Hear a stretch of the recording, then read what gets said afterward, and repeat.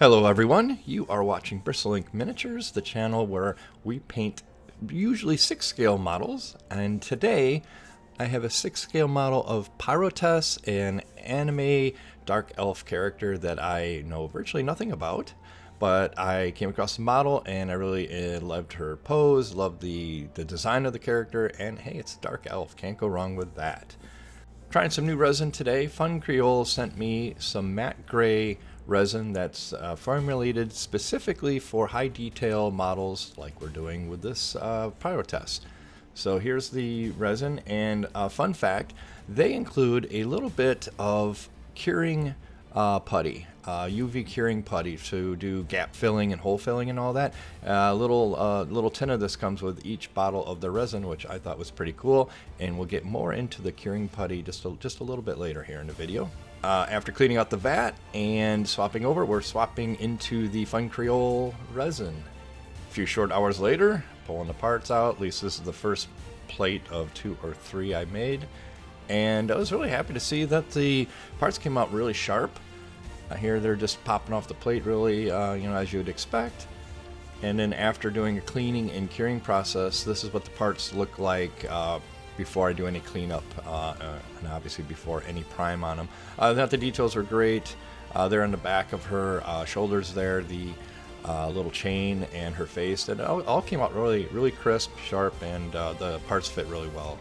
The curing putty also comes in a larger amount that you can purchase. Here it's in a syringe that I believe is 3 or 4 times the amount that you would get within the little tin. And I just used this for the hole filling on the bottom of her boots. Her pose actually shows the bottom of her boots, so it was absolutely necessary to fill these. After doing the typical priming in black and just doing a temporary assembly of the model, going ahead and putting my zenithal highlight on that I typically do for each model. However, it's different with this model. I'm only focusing on her skin areas. I am intentionally making sure I have my zenithal only in the skin areas because I'll go back later and do a kind of a reset on her outfit to approach painting that white in a different way. I don't know if I talked about this much before in videos, but at this point I've pretty much already got my entire painting plan kind of figured out, at least in my head. I used to actually write these down in that. Kind of last few years I just mentally keep it stored upstairs. So in this case, I already know before I begin my zenithal that I'm only going to put zenithal on the skin, so I don't have to waste paint or time zenithaling the rest of the model. And I know that I'm going to do skin first and then mask off skin, reset my outfit back to black before I attempt to take it from black up to the white for the finished model. And then I know from there I'll go ahead and do the hair and then the rest of the details, such as a trim of her outfit, her sword, and the base.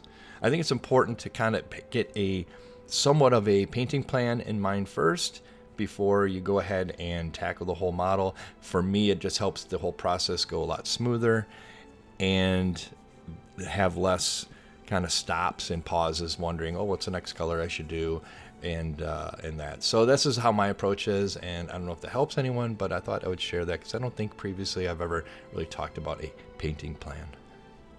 All right, jumping into the skin, I'm starting with this dark umber, and I'm applying this into what's going to be the shadowed areas of the model. This model, I'm having the light source pretty much come right at her face, maybe just a little bit off angle from directly on her face. And this model has a very dynamic pose, so it's kind of a challenge to, when the pieces are apart like they are now, the challenge is to make sure that you have your orientation of the part to where the light's coming from correct all the time when you're doing these different colors. So the way I did it is I had a reference photo of the finished model up on my screen, and I would just look at that often while I'm holding the part and making sure that I'm blasting the darks from the undersides and the light colors from the top side. Now that I have my darkest shadow colors established, I'll move up to a dark flesh, which this will end up being more or less my base coat for the skin. However, this will not get applied into the areas that have the highest highlights. So again, I'm just kind of picking up where I left off with a darker color and just wrapping that closer to the side that's facing the light source.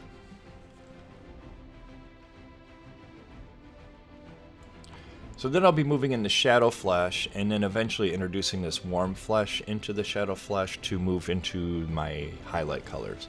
So in the beginning, it's just pure shadow flesh.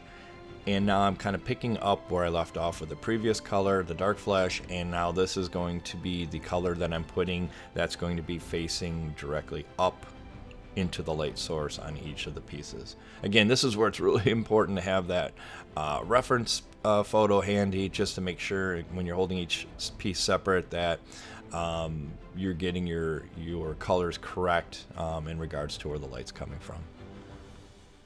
There are also some areas that are absolutely okay to, quote, cheat on a little bit by putting an extra little bit of the bright color into an area that you know that technically the light wouldn't really get at, but it's an important feature.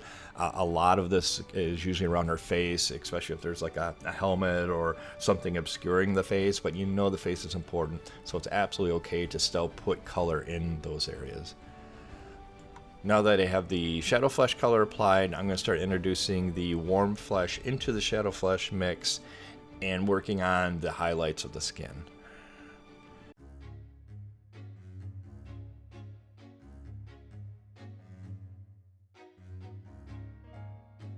It was around here that I realized I had too much of the highlight around her abdomen, and it's absolutely okay to go back to your darker color, reestablish more of the shadow, and then come back to the lighter color and redo it, which is what I end up doing here. I just went ahead and swapped up my colors, went down more into the shadow flesh, kind of reestablished more of the dark areas where I wanted them before coming back with the lighter shade again to get it really the way I wanted it.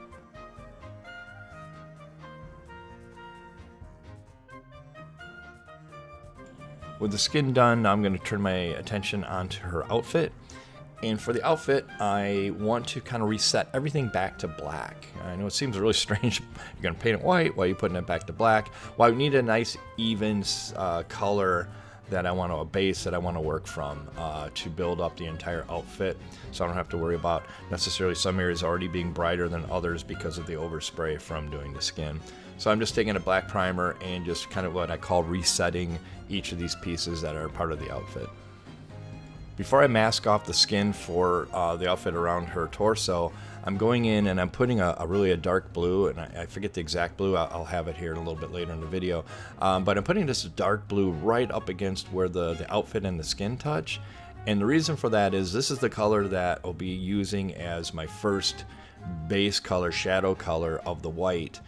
So then when I remove the mask later, I already have that color right up against her skin that I can kind of blend into the trim work that'll be there. I use Silly Putty to fill in the area where the skin to protect it from the overspray. And now, just like the other parts, I'm going ahead and using a black primer to put this part back to a nice even black before we actually start the painting of the outfit. So I'm using the dark gray blue. That's the same blue that I put on the trim of her torso next to her skin in the previous step. Using this dark gray blue as my shadow color for every part of the outfit that's going to be white, which is pretty much all the outfit. It's white outfit. But I'm using this to establish my darkest shadow colors. And I'm also setting the tone of the white. So back when I was talking about the whole painting plan, I knew that obviously her skin was going to be darker color, but also a very warm color, and I really wanted a lot of contrast. So not only am I going to get contrast between the dark skin and the white outfit, I can also get contrast by making that white a cooler white rather than a warmer white. So I'll have warm versus cool, dark versus light. I have a lot of contrast at play here. And I think that's really important for a model that doesn't have a lot of colors to start with, is getting as many different types of contrast as you can get. Within reason, of course. So cooler white is the goal here. And to start a cool white, I'm putting a blue down as the shadow color. And I guess the difference also is, I know I'm saying blue is a shadow color, which that's where it'll end up being. But in the beginning, I'm covering all of the black with the blue because I don't want any part of the model to not be at least blue. There should be no black. The darkest color should be a blue. So again, I'm building up from that blue color. I could have just as easily have just put blue on it instead of the black first, but I wanted to absolutely make sure that the black brought everything down to the lowest level possible before introducing any color at all. So that's why I went ahead and put black on, but now the blue does go 100% across the entire outfit. Now I'm using the slate gray, which is pretty dark gray, to go on top of the blue. And I'm not really worried yet about my specific direction of my light source for the highlight yet, but I do want to come down from a top down.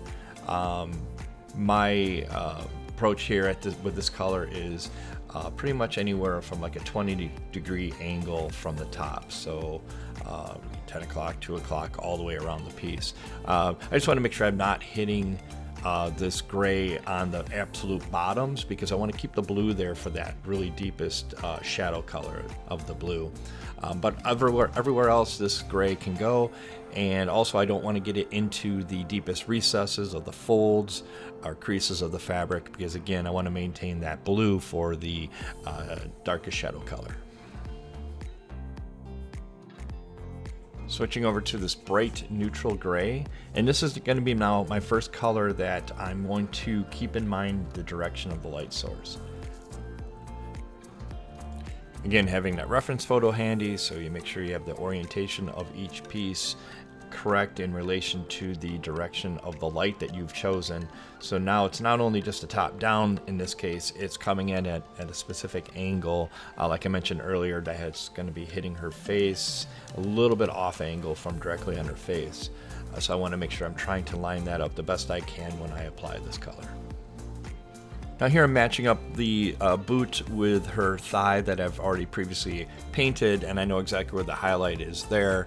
So now it also helps me make sure that I'm putting my highlight right in line with the highlight of her thigh to keep everything the way it should be.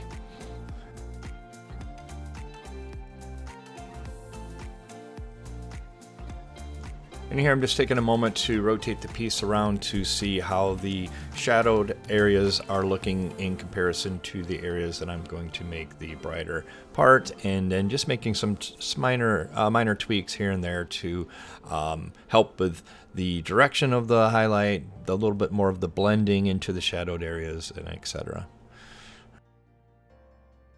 And here not only am I looking at how the shadowed areas are to the bright areas, then I also want to go ahead and I'm going to take this piece and put it on the base to see if that feels like the right amount of shadow, or if I should bring the shadow up, or in this case actually reduce the amount of shadow that's coming up the side of her leg as it looks compared to her actually kneeling on the base.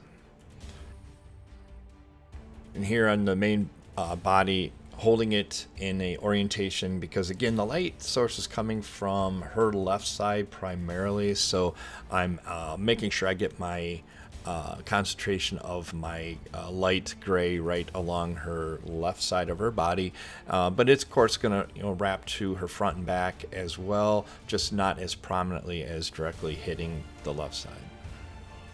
And here as I rotate the model around, you can absolutely see how those shadowed areas are playing in with the light areas. And I think this is a really good thing to do when you're doing this kind of a painting approach. Keep looking at it from the different angles to make sure that your darker areas are the appropriate level of darkness that you're after. They're not too dark, they're not too light, and making sure you absolutely have that contrast between the darker side of the model and the lighter side. And then moving on to her gloves, same approach, keep the model in the proper orientation and put the highlight where it belongs. Moving on to the final color for her outfit, I'm using a transparent white that I further reduced with water to make it extremely thin. And I'm applying this on the area where I want the brightest highlight, but I also go and hit it where I'm seeing some little bit of rougher transitions between the light gray and the darker gray, just to help with the smoothing out and blending their transitions of the various levels of brightness across the gray and the lighter gray. And going back, doing another check to make sure I have the highlight on the boot aligned with the highlight on her skin of her thigh. For all the gold trim, I decided to use this scale 75 paint. It's Elven Gold. I think it's kind of hard to read in the video, but it's an Elven Gold. And just going around and hitting all the trim pieces on her body, and there's some along on her arms as well. When I ever use hand brushing a metallic paint, I usually work off what I call a dry palette. Basically, it's just a little piece of tile that I use rather than my wet palette. And this allows me to control the water, the thinness of the paint with the water much better. I've noticed that putting it on a wet palette and just kind of lose control, and the paint ends up becoming too thin, which spreads the little metallic particles too thin on the model, and it just doesn't have that nice solid gold appearance, or metallic appearance if it's a different color of metallic, of course. I also, when working with true metallic paints, I tend to keep the paint just a little thicker than a typical non-metallic paint. And the reason for that is to keep the control at a better level for this fine detail, these raised parts on the model. Find if it gets a little too thin, it starts running down into the crevice, which then just kind of throws off my ability to keep a really crisp edge with the metallic against a non-metallic color like the rest of our outfit here. Now you can see the advantage of putting that dark blue on ahead of doing the masking work of the skin, because now with the dark blue already there, establishing that shadow on the underside of the outfit by putting the gold trim in place, it just all works. And of course, you'll notice here that her hair is already painted. I did not get into the details of doing that because the process was identical to doing her outfit. Mask off the skin, hit it with the dark blue, and so on and so forth, the dark gray to the light gray to the transparent white. Same exact process, just again making sure I'm keeping my angles of my light source appropriate to the direction of her head, orientation of her head, and the direction of each swirly bit of the hair, just to make sure that I get the highlights in the proper spots. For painting the gold trim on her face, the approach that I take is more of almost like a stippling effect, where I'm just kind of touching the brush to each little part rather than trying to do full brush strokes. The parts are raised up, which is great, but they're still very thin, very small. So this approach of using a little bit of a thicker metallic paint along with more brush dabs rather than brush strokes did it for me. Moving on to the little bit of portrait work there is to do. Considering her eyes are closed, there's of course no eye painting on this model, but she still has very prominent eyelashes to paint. Here I'm using a very flat matte black, the coal black I think it was from Pro Acryl, and just going along and painting where the eyelashes are on each eye, being very careful not to paint any of the skin. Onto her sword, I'm using a thrash metal from scale 75. And this is going to be applied with a brush as a really rough base coat.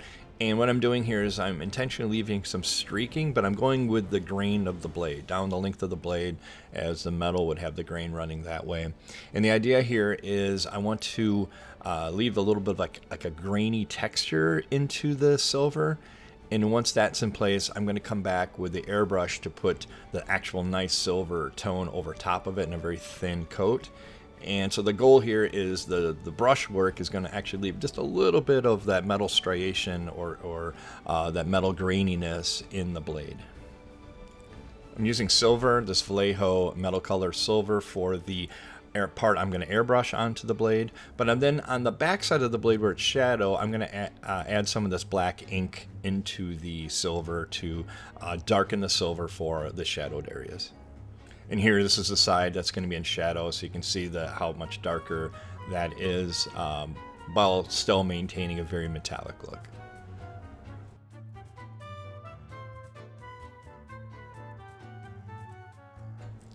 For the hilt and the pommel of the sword, I wanted some kind of contrast between the blade, but there's so much gold already on the model, I didn't want to use more gold here. So I chose this bronze color from Citadel. And the bronze is just kind of like that nice in between metallic color that I thought looked really well for the hilt and the pommel. And there's a gemstone placed into the hilt of the sword. And for the gemstone, I wanted a really like a nice red gem, like a garnet or a ruby. So in the beginning, I started with the squid pink as a undercoat or as a base coat.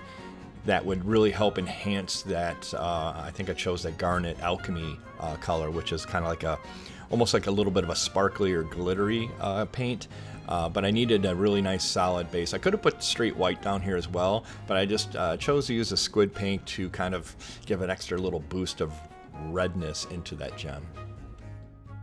You can see as I'm putting on that alchemy red paint, it just really makes I think that squid pink underneath really makes it pop. For the base, after I had the base assembled and the gaps filled and it primed, I actually used a little bit of a filler primer, a gray filler primer, to help kind of just seal in some of the extra gaps and whatnot, and I think it turned out fine. But at this point, now I'm going to be using a lot of contrast paints, starting with this dirt and ground and what have you that the tiles are sitting on top of. To help give each of those tiles or flagstones or whatever you want to call it on the top of the base, to give them a little bit more definition, I'm using a contrast black paint, and I'm shooting that down into the cracks or the seams between each of those pieces of tile. Using a gray speed paint from Army Painter, and this is the color that I'll be using for the main portion of those flagstone tiles. For a little bit more of a color interest, I'm also introducing some of this Griff Charger Gray contrast paint by Citadel, and this gives it just a little bit more of a bluish gray tint to some of the tiles. I chose a different brown Citadel contrast paint, the Gargot Sewer color, and this is the color I chose for the tree branch and root that is growing off the base. When I'm putting this contrast paint on, I want to be careful not to just give it one huge, solid, even coat here. I'm putting it in where I'm focusing more into the shadowed areas and less on the actual top of the trunk or the root or the tree branches, just to give it that tonal variation and kind of also to indicate where the light would be hitting it more than on, of course, the underside or the shadowed areas. I chose this Night Haunt Gloom color for the little leaves on the branches of the tree, as well as the little bit of vegetation that's growing out of the base. I chose this color to kind of keep the same kind of tones consistent through the model and the base. Now, it might look we're into assembly time, and we kind of are, but there's a little bit of touch-ups that still need to be done with her hair in regards to that transition of when I pre-painted the dark blue against the skin of her face to when I painted the rest of the hair. But I didn't want to do those touch-ups yet until I had the final. There's two pieces of hair that were separate. I want to glue those on first, and then once they're in place, then go ahead and approach that final touch-up of blending the dark parts of the hair into the lighter parts. And now with the hair completely touched up, and now it's time for the rest of the assembly of the model. I'm using a combination of an E6000, which is a super strong glue but super slow drying glue for more of the bottom basing parts, and then I'll use super glue for the smaller parts or the parts towards the top, like arms and that I don't have to hold for hours. The super glue obviously dries them very quickly. I want to give a thank you to Fun Creole for providing the resin for this model. If you're interested in an affordable resin that also comes with a little UV putty, if you always been tempted to try some UV putty, go ahead and check the link out in the description to their Amazon page, where they have not only this matte gray resin, but they have resins for other purposes and other colors as well. Overall, this project went really well. The model fit together extremely well. It was well cut. By the way, this model is from CA3D. They have a Patreon. I will go ahead and link that as well down below. And yeah, the model went together well. I think it turned out well. The challenge of painting white, as you can see, we didn't really use any white at all to get that white appearance. But if you were to take something that was pure white and hold it up to the model, you could definitely tell that it's still not a pure white. Which that was the goal, that was the intention for this model, is to give the appearance of white without just blasting it with white, because you lose a lot of detail, you don't have those nuances in the shadows and that. There's one other adjustment I did to the model. I didn't get it on the video, but what I ended up doing is I wanted her sword to really rest on the ground, and the way it went together here, as you can see, it's not. So what I ended up doing, and thank goodness I used that E6000 on her leg and her foot, because it allowed me to make the adjustment, was I just tilted her forward a little bit and lifted her bent leg, that's her left leg that's on the base. I lifted it up a little bit, so it tilted her forward just slightly to allow me to get that tip of that sword actually down in the ground. And that's what you can see in the actual final photos and video that is coming up right now. As I say, at this point the model is ready to be put on display. A big thank you to each and every one of you that has watched the video, and I hope you got something informative, helpful, useful, or entertaining out of it. And if you did, I would be oh so grateful if you would consider leaving a comment down below to tell me what it was that you found helpful, or hitting the like button is always helpful for these videos. And if you'd like to see what I do here, you can go ahead and hit the subscribe button on the channel so you get notified when I post new content. And if you like this video, you'll probably like the next one coming up as well. Thanks so much. Take care.